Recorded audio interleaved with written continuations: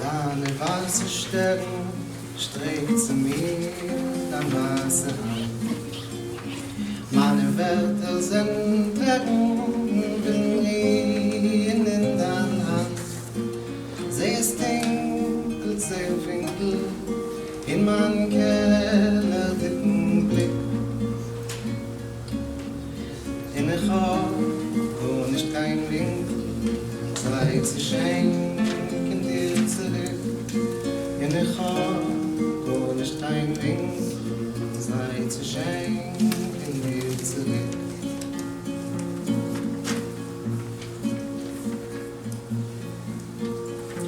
Und ich will doch Gott getreue, dir vertrauen, Mann von mir. Alles monten mir a Feier in den Feier, meine Tee. Noch ein Keller in den Löcher, weint dem öfterische Ring. Läuf ich über Dächer, in ich sich, wie bist du wie? Läuf ich über Dächer, in ich sich, wie bist du wie? Joden mich Maschine, Treppen heu, bin mitgewohnt. Häng ich geplatzt ist drinnen, ich sing zu dir also. Hinter deiner Wasserstern streckt zu mir an Wasser an. Meine Wörter sind Treppen, meine Wörter sind Treppen,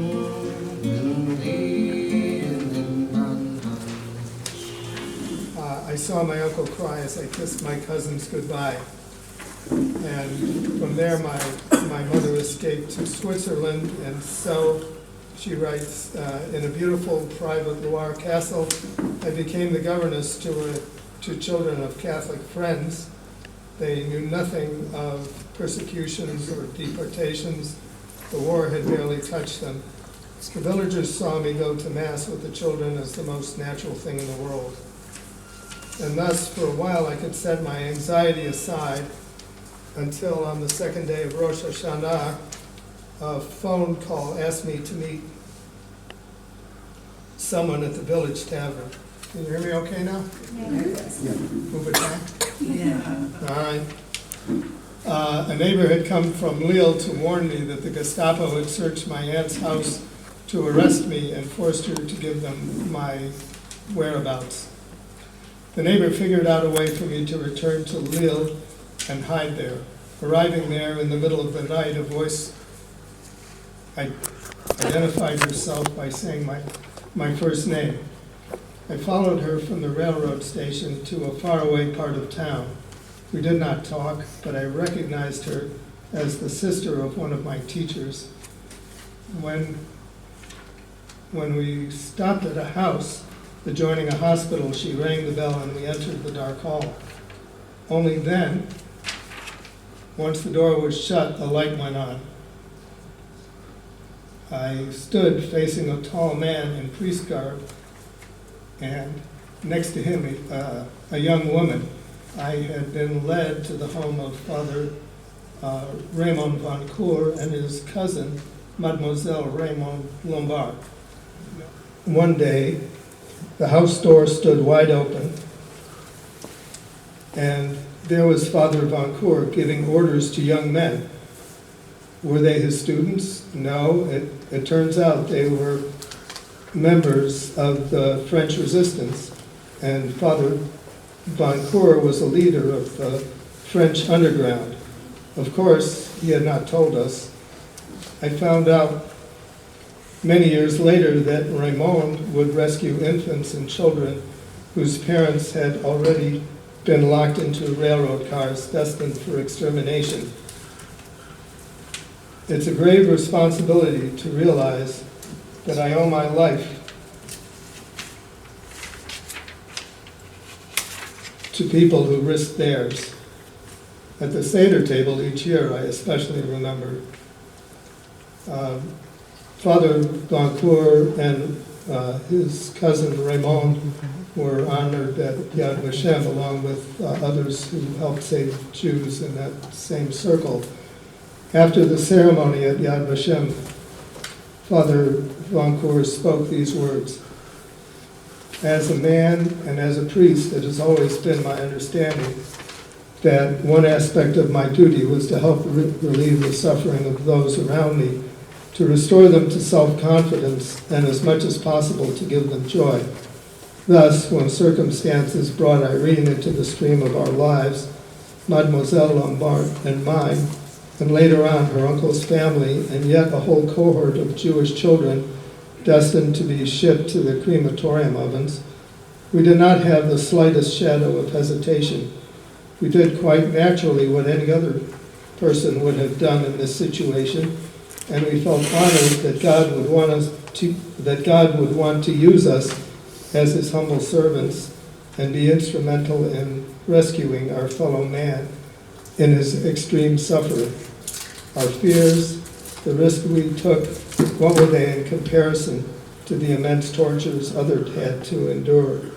I repeat in all sincerity and from the depth of my heart, the honor we are receiving from you today and by which we are touched only reflects in our view the very great honor imparted to us by God when we were called upon to give shelter and joy to brethren crushed by doom."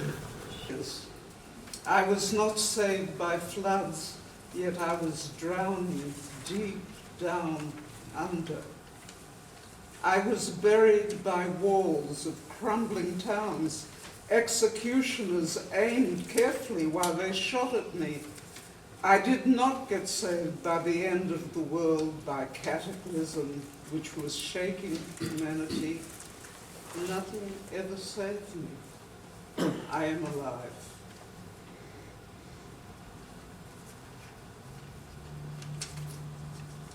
Nothing ever changes.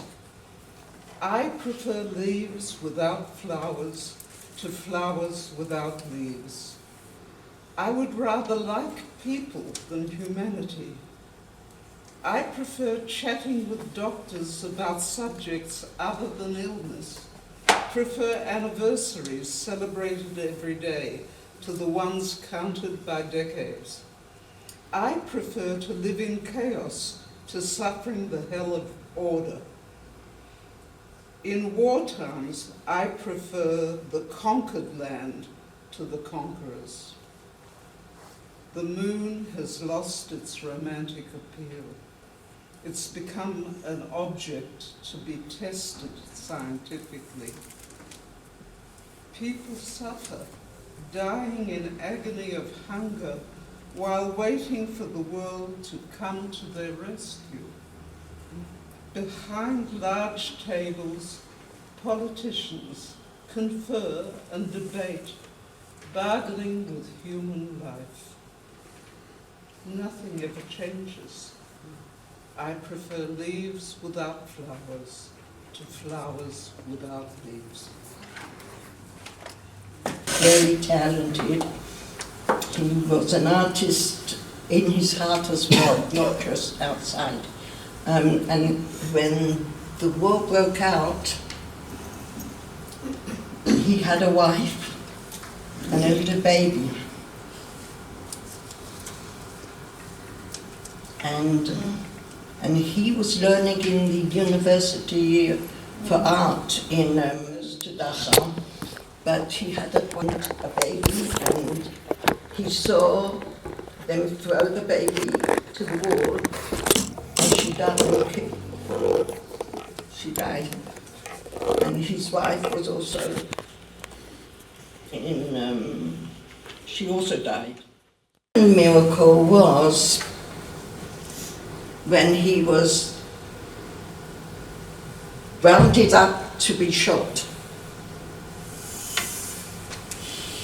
Then they shoot. They'd shoot the minute they were going to shoot him, he fell. And they thought they shot him, but he fainted. and he didn't die. And a German soldier saw this and took him out. The Russians or the Americans came to free them. And so, I'm just going to cut it really short. So, from Mauthausen, he went with the Polish army, the Jewish Polish army, to Italy, not knowing that his mother, sister, and brother were in Italy. His mother was in Italy, and in Italy, his mother. Also, she said she could come to Israel, to Palestine, or go back to Poland. And she wanted to go back to Poland. She wanted to go back to see if any of her family. And my aunt said, no, we have to go to Israel. But they went back to Poland. And they were there for 3 months, and then they came to Palestine. 1961, and we couldn't find them. And so, so life goes on. My grandmother was living in Kfar Saba, and we were living in Ashdod. Now, how far is Kfar Saba to Ashdod? Half an hour, 3/4 of an hour? And they never met. 25 years ago, I just got married to my second husband, Menachem Gordon, Rabbi Menachem Gordon. And we just started our life in, I think it's Ramat Eshkol, yes, Ramat Eshkol. And I'm on the bus and I'm coming home and my sister phones me. She said, Bila, you sitting down? I said, no, I'm standing. She said, Bila, you won't believe this, but we have found our grandmother and our aunt. And so, no, it can't be. So, of course, I go home and I'm crying my eyes out. And my husband said, Bila, what happened? Tell me what happened. He said, tell me. I said, we have found my grandmother. My grandmother's alive. He says, it was a Friday night, and on the following Tuesday or something, he was supposed to be going on a train and going to Russia, where in the mountains, because he had asthma, and his parents arranged for him to go. And they also wanted him to get out of Poland, because who knows what was going on. And they managed to get him a ticket, and everything was ready, but he says, just before you go, I want you to go to the Verbrengen of our Rebbe, who, I don't know what Hasidus he was, and maybe he'll give you a bracha, and you'll before you go. So he says he went to this Verbrengen. It was a Friday night. All the Hasidim were there, and his father comes in with his 4 sons and him. And the Rebbe, from somewhere, he says, I've got a new song to sing to you. And he had this melody. And he sang this melody. By the way, I'm getting all this in kind of dribs and drabs from his German and Yiddish and things. He sang this melody, and he says this melody stuck in his head for the whole of the war, and afterwards he wants to teach people, but he can't teach it. So I said, okay, so get on with it. Let's hear the melody. So he gets up. Very strange sight, this. I'm sitting there on the stairs, and he's kind of walking around, very nervous. And he's sort of jigging and shaking and that, and he starts singing. It sounded something like this. That's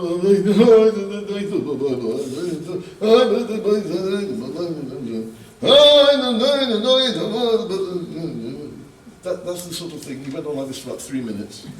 I could not get, not a melody, not a structure, not a rhythm, not a tempo, nothing.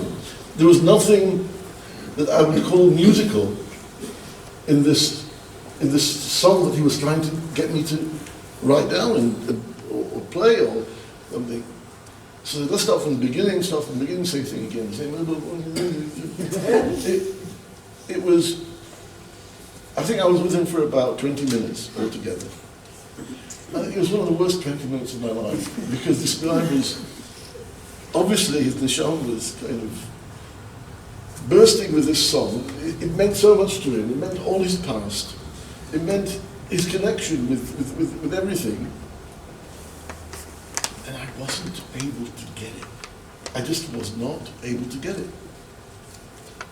And interestingly enough, in parentheses, over the next, I think 2 or 3 years, I used to mix a lot in those days with kind of musicians who came through Israel, came to Israel, were in Israel. And at least 2 people who passed along those streets were also accosted by him in those next 2 years, and they told me about it. One guy says to me, I couldn't bear it, I just left. A second guy said, I sat with him 3 hours. He says, I couldn't get a thing out of it. And I said to him, look, I'll tell you what I'll do. I said, I've internalized what you were saying. I'll go home and see if it comes out as a tune in my head. Got them through that trouble at that time. This song got this man, whom I remember as Yechiel ben Asher Zalman, this tune kept him going in some way, and even though he couldn't convey it, and the melody was lost. It represents to me not just that the communities of Europe that were destroyed in themselves, not just all the property of the Jews that was stolen, not just all the generations that stopped, but there was these simple things like the melody of a Farbrengen that a Rebbe sings to his Hasidim will never be heard again. Dai dai dai dai dai dai dam. Dai dai dai dai dai dai dam. Dai dai dai dai dai dai dam. Dai dai dai dai dai dai dai dai dam. Dai dai dai dai dai dai dai dai dam.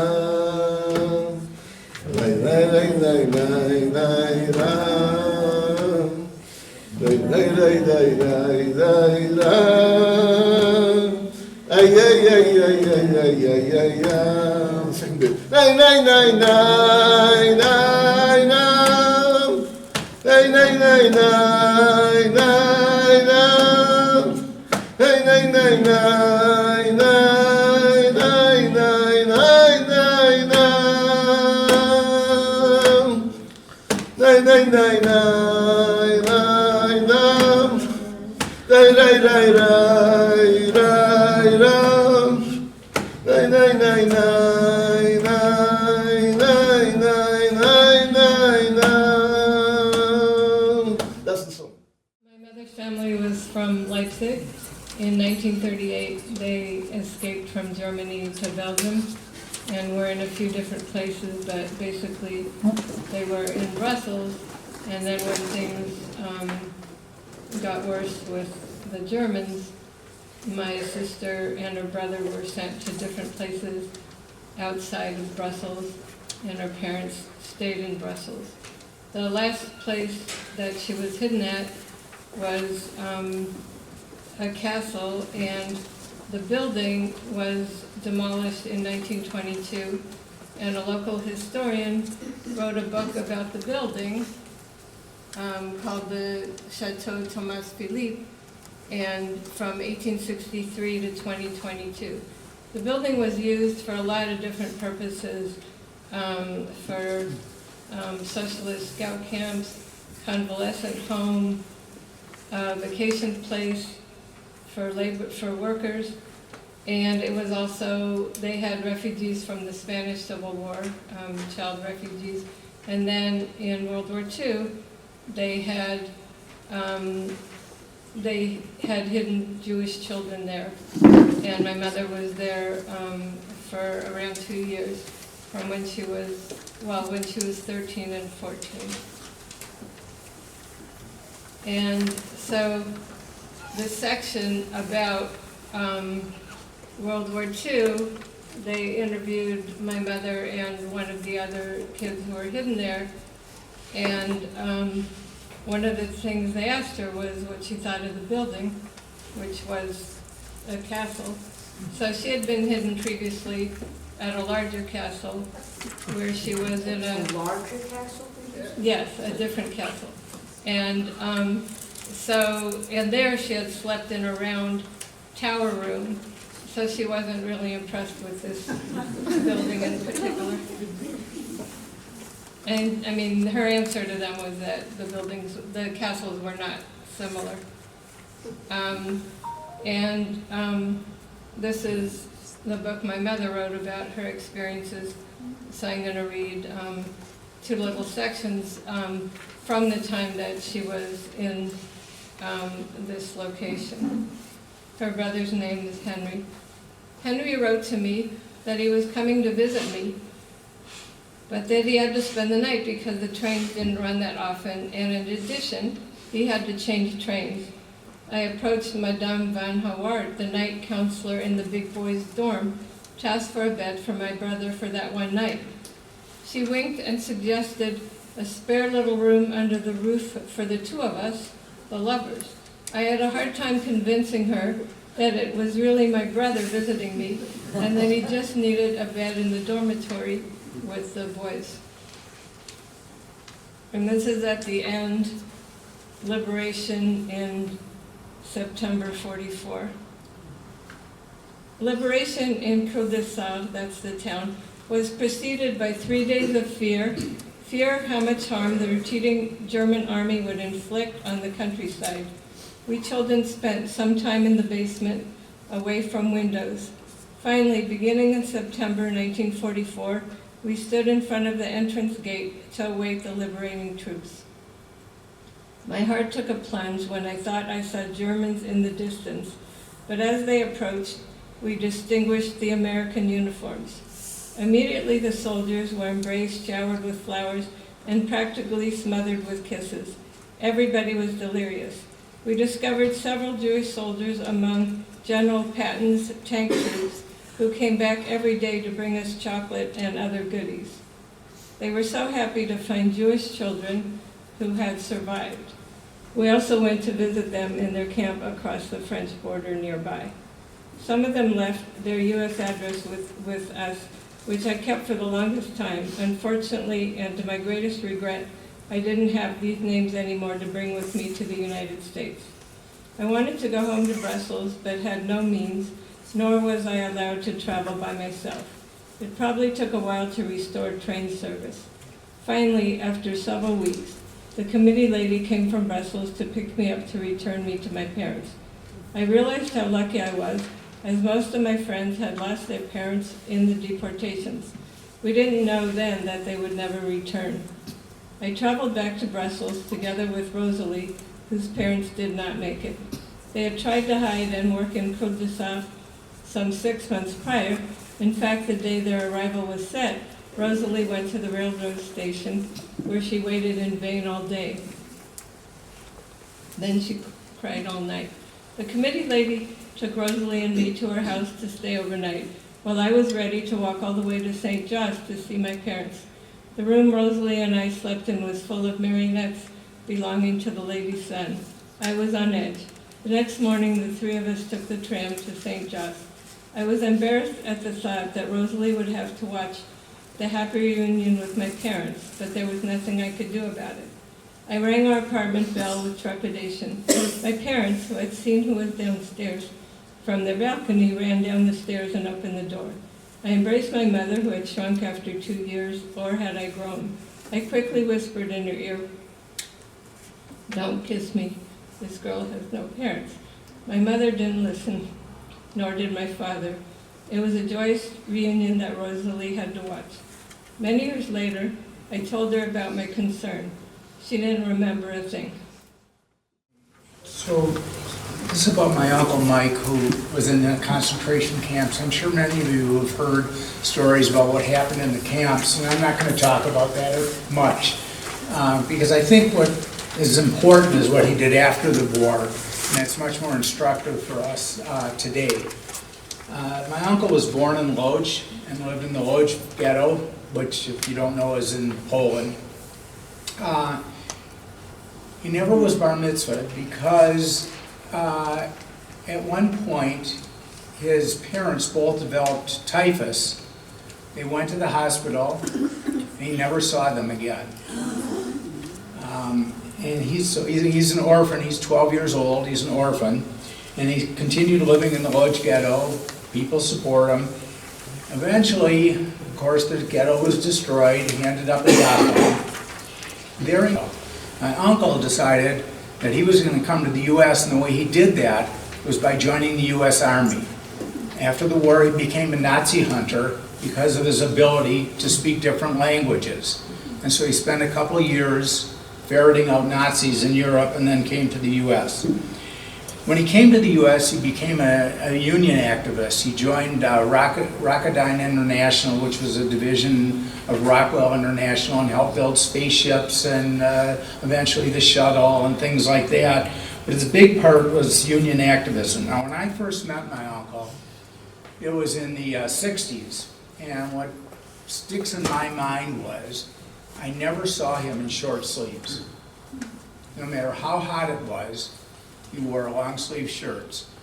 They stayed at our house for a week when they were there with the kids, and in the summer, and even in the morning when he'd come down for breakfast, he had long sleeves on. A few years later, 1971, I was here for my second visit to Israel, and I met Henrik. And we talked a little bit, and my uncle and Henrik had been communicating by letters, and so I knew where he lived, and I went and talked to him, and he wanted my uncle to come to Israel and visit him. So I communicated that to my uncle when I got back, and Mike was all for it. He wanted to go to Israel. And when the time came, he couldn't do it. I never asked him why, whether it was survivor's guilt or trauma from the war. I have no idea. Luckily, my aunt took him to see the rabbi in their synagogue, and the rabbi was a great guy, very smart fellow. He hooked him up with a therapist. He spent a few months in therapy and was able to come to Israel. And he met Henrik. And it was a big turning point in his life. I don't know if it was the visit with Henrik. I don't know if it was coming to Israel. I can't tell you. But from then on, I saw my uncle in short sleeves. Wow. He had his number on his arm, but he wore short sleeves. The other thing that changed for him was he was much happier. When I knew him before his visit to Israel, he wasn't he was always a nice person, but he was kind of morose. He never smiled much, never told jokes, never smiled. He just was there. A nice enough guy, but didn't have much to say. After coming to Israel, he was much happier, and he started talking to people around he lived in the San Fernando Valley, and he started giving speeches at high schools, elementary schools about the Holocaust. And again, this is probably most of you can't see this, but this was written in the Daily News, which was the newspaper in the San Fernando Valley, and it's a story about my uncle and another fellow, and this is 1997, and those of you who can see this, you can see he's smiling in it. And that was my uncle after visiting Israel. He was able to smile, he was able to feel like he could do something, and in 1997, he wrote this letter to my daughter that I'd like to read to you. August 9th, 1997. Dear Harriet, from Uncle Mike, I would like to give you this book as a remembrance that 6 million Jews were killed in the Holocaust, including 1.5 million children. Now that there is a state of Israel, we need children of all ages to keep the memory of the Holocaust alive. With all my love, Mike Cinnamon, Holocaust survivor, B7932.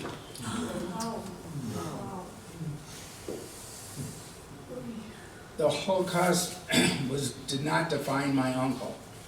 My uncle was defined by the things he did afterwards, the union activism and the help he did to others. And if we can learn anything from it, we should learn that helping other people is more important than anything else in our lives. So, Zichronam Livracha, my Uncle Mike. My mother was born in the small town of Triskolasi in Poland towards the end of the First World War. Her father was the owner of a lumber yard, and her family lived at the time. And a few months after that, they formed the ghetto, and by late 1940 or something like that, all Jews were supposed to be there. They realized that things were going in a bad direction, so her older brother and one of her older sisters went to hide to hide out, but they were found by the Germans, and they were shot in the forest along with other Jews. And then my mother continued to live with her remaining family in the ghetto. It was, my mother used to tell stories about sneaking out of the ghetto because she was able to kind of pass as Polish, as a non-Jewish Pole, to get food. But then people began to get suspicious, so she had to stop that. And then eventually, in September 1942, they began the transports from the ghetto to the concentration camps. One particular morning, 3 of my mother's remaining sisters were seized, and she never heard of them again. 3 sisters? 3 of her sisters. She had 5 sisters altogether. One was, I said, shot before. She was left with her younger sister. My mother was like I said, she was 3 when her father died. There was 1 younger child, her sister Helen. And they were together with her mother, who by that time had a stroke and was basically an invalid, and which they hid in a bunker somewhere in the ghetto. But they were eventually found, and her mother either died just shortly before they were taken, or the Germans took her and she died that day. The story is not completely clear. And then she and her younger sister Helen were basically together for the rest of the war.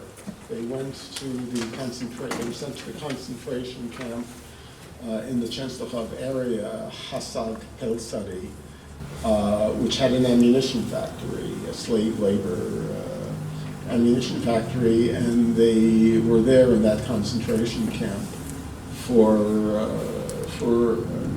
very, very long period, I guess because the factory was important for the German war effort. In the beginning of 1945, when the Germans were beginning to retreat in the face of the Allied army, including the Russians who were coming from the east and were beginning to leave Poland, she was transferred to the German concentration camp in Bergen-Belsen. And she was there for several months of the war. And she eventually ended up in Dachau, in the satellite camps of Dachau. There were several satellite camps that also had, labor camps, but by that point the Germans were losing, and it was just more a question of moving people and getting rid of them. Both she and her sister got typhus during that period, but fortunately they got it at different times, so each one was able to take care of the other. And she was in Dachau until April 29th of 1945, when the American 7th Army arrived and liberated the camp. They spent so many years helping other people and helping other people to get their lives back together again. That was the key for themselves also. It works out. So this year we have the combination of Yom HaShoah, the anniversary of my mother's liberation, and then Yom HaAtzmaut, Independence Day, all in 1 week. But since I'm the last speaker, I just want to say that,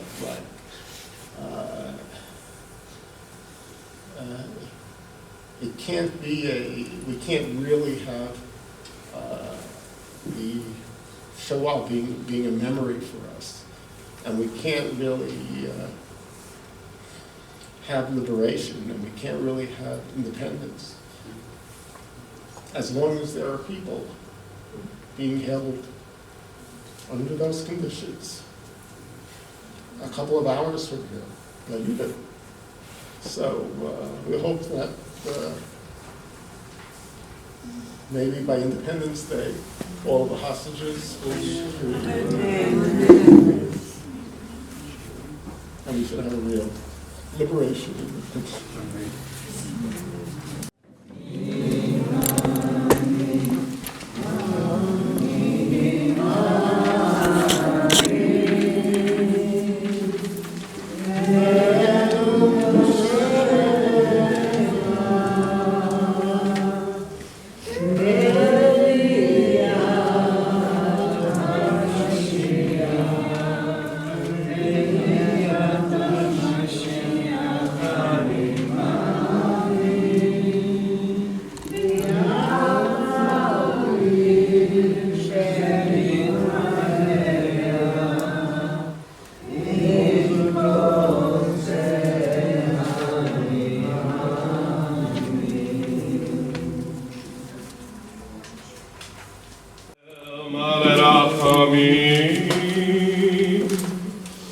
שוכן במרומים,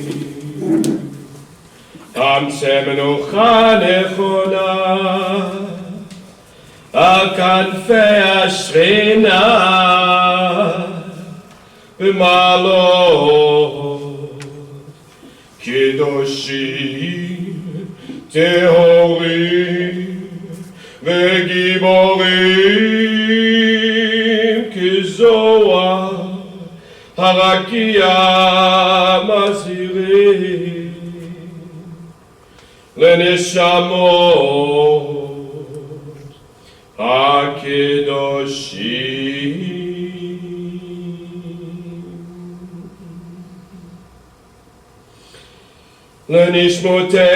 לנשמותיהם של רבבות אלפי ישראל, אנשים ונשים, ילדים וילדות שנהרגו ונשחטו ונשרפו ונחנקו ונקברו, חיים בארצות אשר נגע בהן יד הצורר הגרמני וגרורה. כולם קדושים וטהורים, ובהם גאונים וצדיקים, על זה הלבנון התורה. בגן תהיה מנוחתם, לכן בעל הרחמים יסתירם בסתר כנפיו לעולמים, ויצרור בצרור החיים את נשמתם. אדוני הוא נחלתם, וינוחו בשלום המשכבם, ונאמר אמן.